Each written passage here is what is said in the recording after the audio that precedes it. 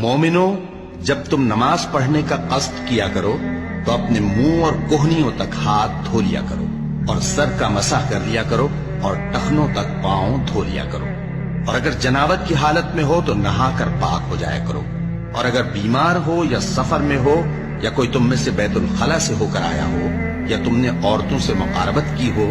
پھر تمہیں پانی نہ مل سکے تو پاک مٹی لو اور اس سے منہ اور ہاتھوں کا مسح یعنی تیمم کر لو۔ اللہ تم پر کسی طرح کی تنگی نہیں کرنا چاہتا، بلکہ یہ چاہتا ہے کہ تمہیں پاک کرے اور اپنی نعمتیں تم پر پوری کرے تاکہ تم شکر کرو۔ اور اللہ نے جو تم پر احسان کیے ہیں ان کو یاد رکھو، اور اس کے عہد کو بھی جس کا تم سے قول لیا تھا، یعنی جب تم نے کہا تھا کہ ہم نے اللہ کا حکم سن لیا اور قبول کیا۔ اور اللہ سے ڈرو، کچھ شک نہیں کہ اللہ دلوں کی باتوں تک سے واقف ہے۔ اے ایمان والو، اللہ کے لیے انصاف کی گواہی دے۔